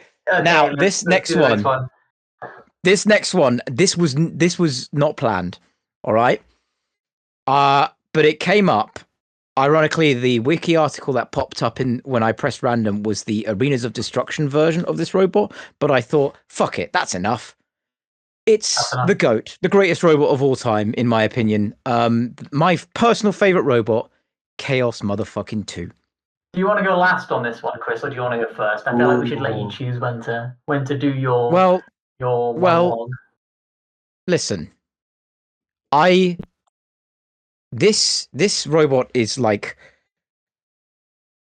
imagine you're like a Brazilian kid in the 50s and you see Pelé in the World Cup final completely destroy any other footballer, and at like 17 years old is already the greatest footballer of all time. Like Chaos 2 is that to me. Chaos 2 is everything. It is unironically the most influential flipper of all time.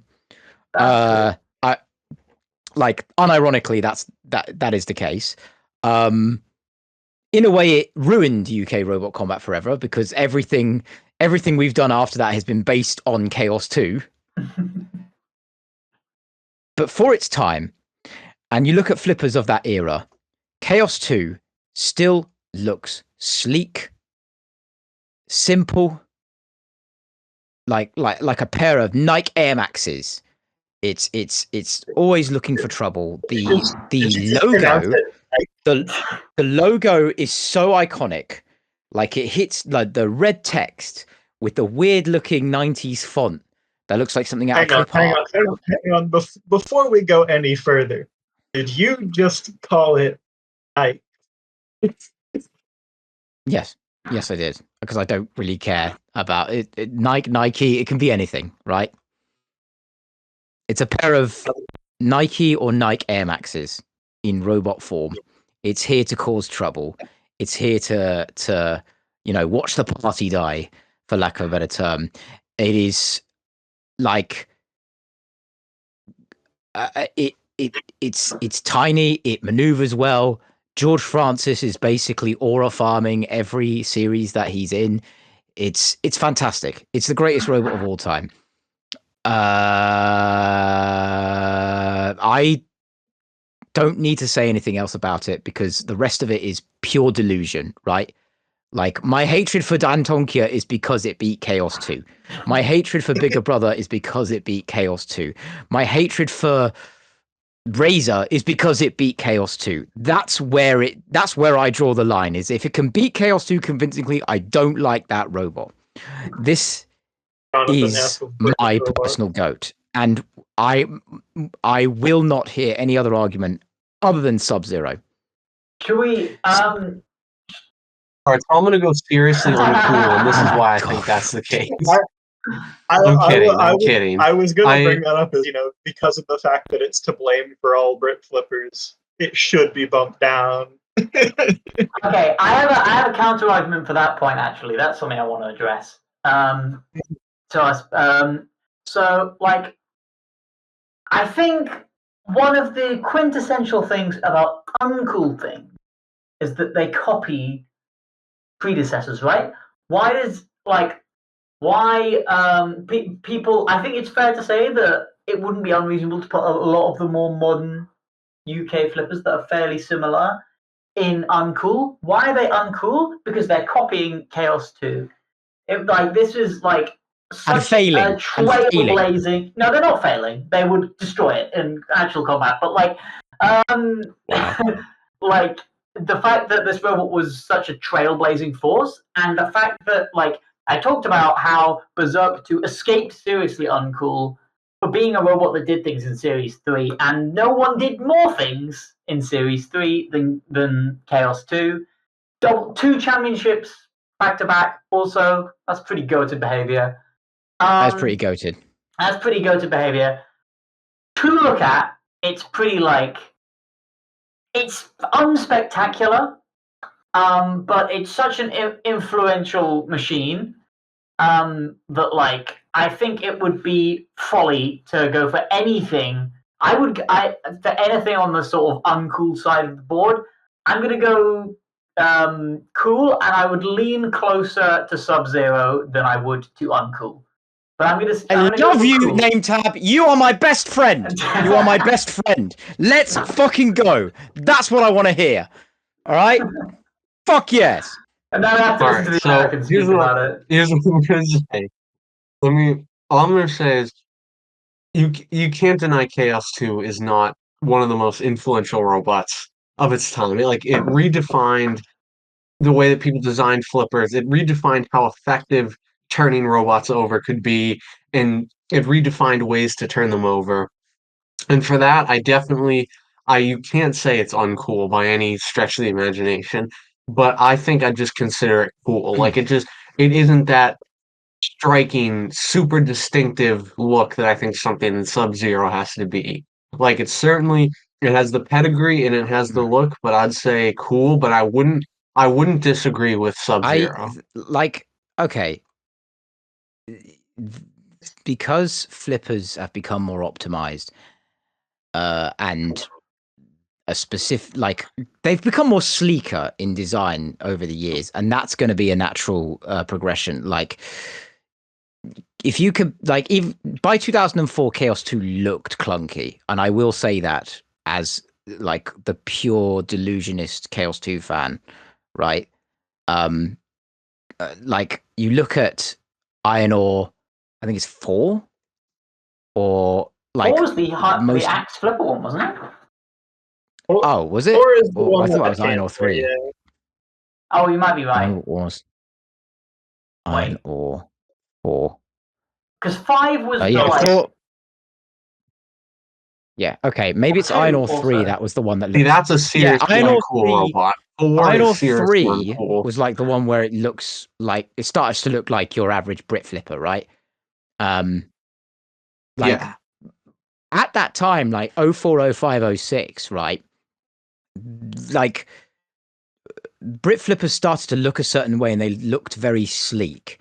They're like when you look at Chaos 2, you look at the side panels, you look at the like those little polycarbonate panels that were used to basically like make sure it doesn't fall, like stay on its side.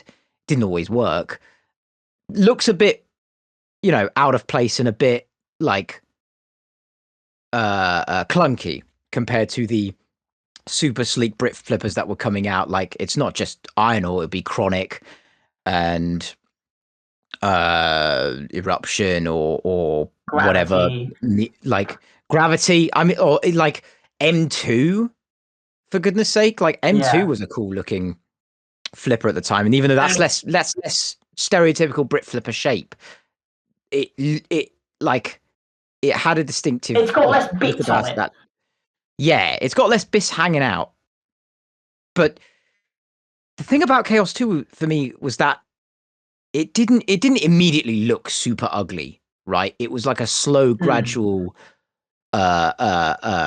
fading into ugliness. Like performance wise, it like dropped off like the pound after Brexit. Like it really dropped off. But aesthetically, it was I look at the last photo that was taken of Chaos 2 was in 2007 when it was at one of the many events that were happening around that time. I can't remember where it was. I think it was Debenham. It still looked pretty cool then. Like it still looked pretty sleek, but by then it looked a bit of its age. But I used an example in the VC text that like you look at flippers from 1999, like the only flipper bot that I think was on par aesthetically at that time was Firestorm. And I'll be honest, I really hate the look of Series 3 Firestorm. Like fair enough, but it looked more optimized and looked smoother as the years went along. But the substitutes to that are Facet, which was a good machine, ugly as fuck. Like he had his ass hanging out, like just like full force, and it looked like it was made out of like cling film, or like that like metal wrap that you put like a head of lettuce in when you don't want it to go off. Like ugly, like really of its time, really but ugly, right? So putting that into perspective, it was as well. Like its performance, I felt like Chaos 2's aesthetics and smoothness was ahead of its time. So that's basically what my biggest argument for it is that like as well as it being much better than any other flipper at that time, it looked much sleeker than most flippers at that time, barring Firestorm. Okay, we've got. I would say it's definitely sleeker than Series 3 Firestorm with that stupid fucking T flipper and the conveyor belts. That was an ugly machine in Series 3. I'm sorry, but I suppose we've got to let Zasa have a go. We've got what, two calls and I've been like my heart is beating out of anxiety, waiting for him to say something. A hush falls over the crowd. I'm flattered to have such an effect on you that I can get your heart racing this much. Yeah, no, I mean Chaos 2 is fine. It's never really like out to me aesthetically or competitively, even though it was a 2-time champion. Like, good for its time. I've just never been all that impressed by it. You know, I did come 20 years late to the party in that sense, so you know. Yeah, you've had it too good. You've had it too good. Yeah, it's when your exposure to flippers is Bronco and Hydra, and then you come back to Chaos 2 and go, "Ah, that's what won 2 championships." Okay, but yeah, I mean I think it deserves to be uncool just off the sheer history of it and the fact that it created the UK scene as it is today.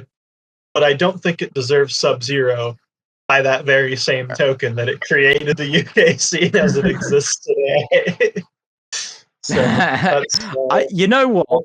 I will, like, all of your executions are postponed, but I will accept that this could have gone a lot worse. So, because it's 3-1 on cool, right? Is that what's going on? Yeah, it's 3 cools, and I think you're Sub-Zero. Yeah, so that's a pretty. Yeah, like mine cool. is like goat status, like purely an unadulterated goatness. But yes, fine, I'll accept cool, you bastards. All right. We have one more for the cool wall. I need to remind myself of. Oh, okay. All right. So the last one on the cool wall. Another extremely influential robot, not as influential as Chaos 2, but influential in a way that, like, it probably wouldn't have. That people probably wouldn't have realized until now. It's Gabriel. Yeah. Oh, Gabriel. Gabriel's an interesting one for me because at the time, I probably would have thought it was a lot cooler, right? But time has passed since Gabriel and in turn Gabriel 2 had its sort of moment in the sun. Like I saw Gabriel 2. I'm gonna lump the two together. Yeah. I saw Gabriel 2 at oh gosh, excuse me. Getting gas thinking about that boy. Like watch it, like seeing it in the flesh, it sort of blows you away because it's like in the pits it had the big pendulum like standing upwards and it looked massive. It was massive. And seeing it at that size, you just think, Jesus, this thing's a fucking honker, right? So for me, its coolness has to be realized in the flesh, really. For me, it is a cool robot, but the only thing stopping it from going into Sub-Zero for me would be the fact that other big wheeled robots that look cooler and are more effective have come along since, like Huge, for example. Like that thing's just aura. It's just aura, pure aura, right? Like it's amazing. It goes in cool and stops it from being Sub-Zero, not really through fault of the bot itself for me, but rather it's being the first of its type of bot design, really. All right. I feel like you're on the boundary of cool and Sub-Zero, and I feel like I'm right on the other side with this one. Now, I think Really? Gabriel is an interesting robot. I think it's a pretty, I think it's a really fun take on a thwack bot, but I think it's just an inherently uncool machine. I'm sorry. Like, firstly, I'm sorry. Anyone who does the fucking what's the Colliers? Is that the captain? Ray Colliers, yeah. Yeah. I'm sorry. Yeah. He's an inherently uncool human being. Like, props to the man for building a Gabriel. What the fuck? But he just radiates uncool energy in interviews and stuff. I'm sorry. I'm sorry. Like, I'm sure he's a lovely man, and I absolutely respect the achievement of building a robot like Gabriel, but he's just not a cool person in interviews, right? What the? You Like, are. he just That is comes the off most. So, like, it just comes off uncool. Maybe he's too nice. Maybe that's his issue. I think he's too nice, First off, and as a result, he first comes off- off as uncool. And First off, most roboteers are extremely uncool, right? okay, but the less I don't know what it is about him. He just comes off uncool to me. I don't know what it is. I can't explain it. He just comes off odd. Hang on, I think I have a way to explain it. I Oh kind my of understand. God. I kind of understand what you're getting at. He does kind of look like the concept of Mormonism turned into a human being. So I think I get where you're coming. That's not exactly what I'm getting at, but I kind of get where you're coming on. But there's also a few other bits about Gabriel, right? It's that, like, the way it fights, sure, it's awkward and interesting, but it's not. I think being a defensive robot that doesn't dish out flashy attacks tends to lean you towards uncoolness. I think that's what hurts Berserk too, and that's what hurts Gabriel as well. Like, it's an interesting robot to watch fight. It's not a cool robot to watch fight. The fact that it kind of like wobbles around, that's not cool. It's weird, and like, it's interesting, but it, like I said, not cool. Also, it really doesn't help that it's completely just like white plastic, with no like design on it or anything. And all these factors combined, Yeah, fair enough. like, make a fairly uncool robot that's really close to seriously uncool. And I think the fact that it kind of pioneered the big wheelness is kind of the thing keeping it out of Sub-Zero. Sorry, of seriously uncool. I found seriously uncool for me. And I think this is an uncool. It's an interesting robot, and I'm glad that it's part of the sport. But also, having watched so many of sort of underwhelming losses to Brit Flippers on Extreme Robots, the fact that it loses in such unspectacular, and wins also in such unspectacular fashion, this is an uncool robot, and I'm sorry. What do you mean loses an unspectacular fashion? You know what? I'm gonna like the Carbide and Gabriel fight is one of the GOAT fights of Series 10. Okay, but Carbide is the robot that makes that fight. You know? Yeah. Like, this is remind. This is cool. Gabriel fights aren't cool. hold on. I think. Oh, one. What was I gonna say? Oh yeah, I want to push back against the assertion that Gabriel is an inherently like uncool robot. It doesn't like win in a flashy way, because the way that it beats Chomp-a-Lot is inherently very cool. To make a robot burst into flames like that is just like it's very cool, especially when you don't have an active weapon in the same sense as Minotaur does. Okay, my kind of counterpoint on that would be that, like, yes, I would actually agree with you that the Chomp-a-Lot win is a cool win, but if you look at the majority of Gabriel's wins, it's usually just because the opponent couldn't do anything to them, and it just kind of smacked them and won a judge's decision. In fact, it barely gets any wins in its actual Robot Wars campaign, and when it does get one in Extreme Robots, it's usually because the opponent broke down. The vast majority of its fights, at least on the live circuit, are sort of getting thrown around by flippers and not really being able to do anything back to them. But it's too awkward to for them to KO quickly either, so it just kind of drags things out. You better pray that Craig Colliers never sees this episode. Like, dude, I might meet him in Newcastle. I know. You said you just basically said I hate Craig Colliers. I hate Craig Colliers. You heard it I'm first. sure he's a lovely man, and I think he's clearly very determined and clever to have designed a robot like this, but he just radiates uncool energy. I wanted to go back to the point that Sasa made about like Craig having like looking like the epitome of Mormonism.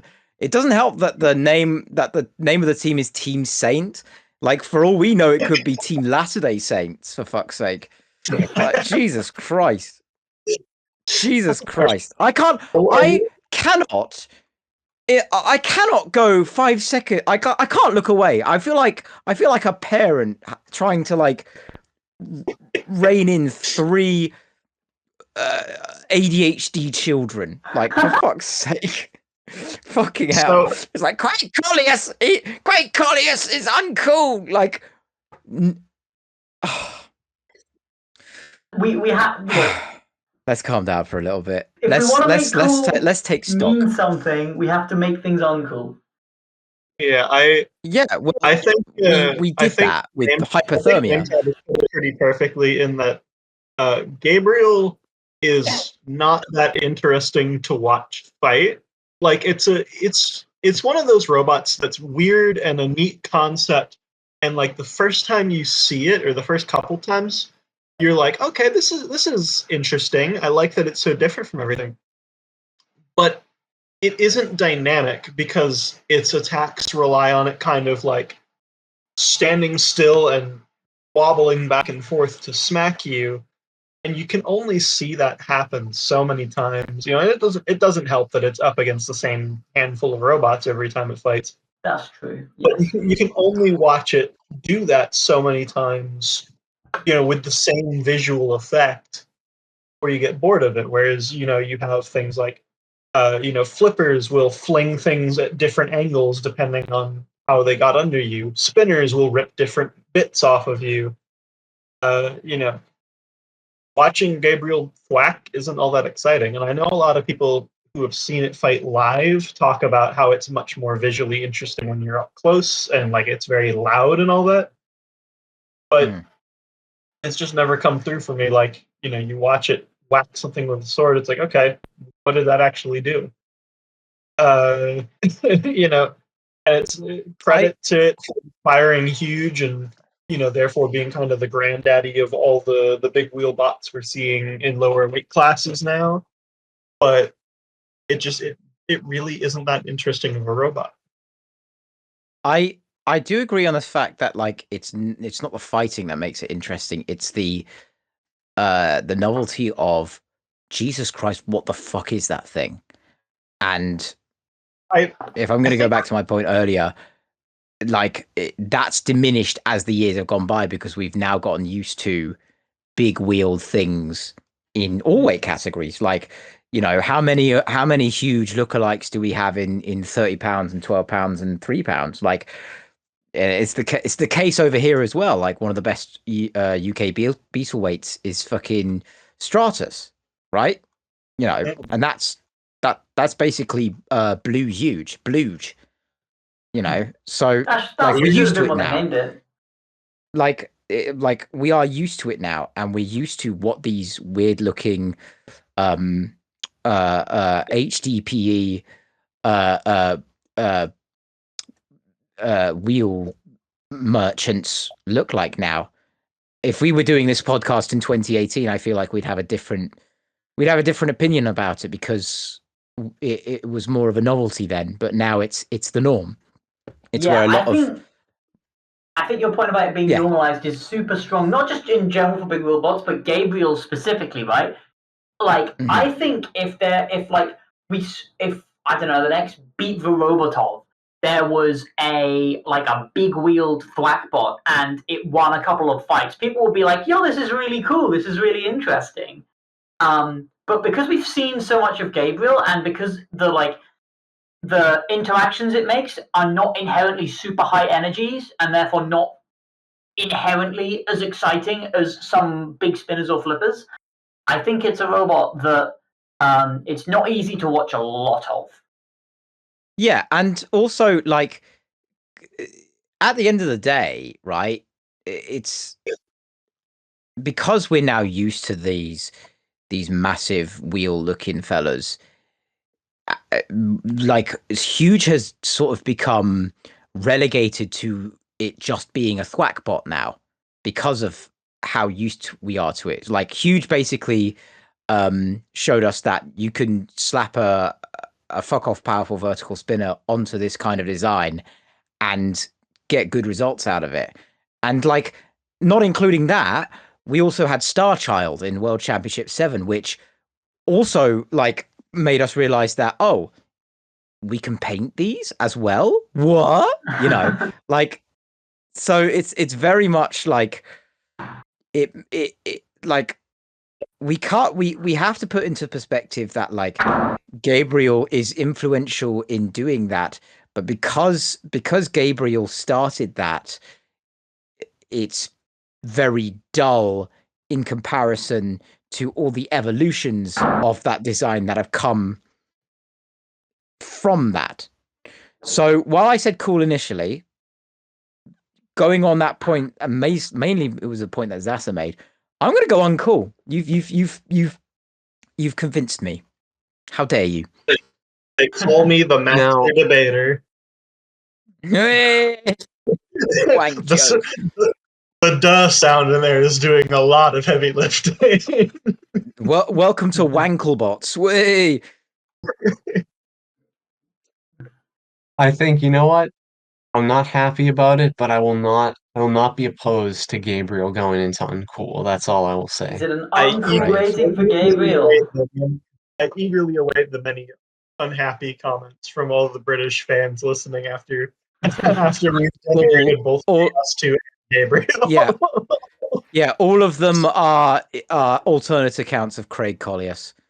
Do you think I'll get my? Do you think I'm not allowed at the Newcastle event? Yeah, the first ever ChattleBots member to be blacklisted from Robots Live and Extreme Robots. Fucking hell. For the record, Craig, I am not responsible for what Nametab says. Huh? That's not true. He could have edited it out at any time. Yeah. Oh, yeah, so you kind of are, actually. You're actually the whole responsible for the episode. distribution of this. So. Yeah, the whole episode is sentence mixed. Well, listen. You need to be accountable for your actions, boy. So this is an unedited episode. Yeah, let's go on, cool. I'm so sorry. I was not going into this episode thinking I was going to be sworn enemies with Team Saint. I can't even say their name right. This is going swimmingly for me. But yeah, there we are. And that is another episode of ChattleBots. Nearly 2 hours we've been recording. Fair enough. We've gotten our yapping. Yeah. Thank you to my co-members for joining me on this episode of ChattleBots. Thank you to Craig, the Discord bot, for recording the whole thing. I mean, you better fucking recorded the whole thing, Craig, or I'll beat the shit out of you. And thank you to Craig Colliers for building the wonderful robot Gabriel. Yes, thank you to Craig Colliers for building the wonderful robot Gabriel. The wonderfully uncool robot Gabriel, as we've decided. Yeah, that's going to be it. Subscribe to CJC. Watch the Robot Wars retrospective. Yeah, as I don't really have much else to say. The next episode's coming out very, very slowly. I hate editing this episode, but it will come out at some point. All right. Goodbye, everybody. Bye-bye.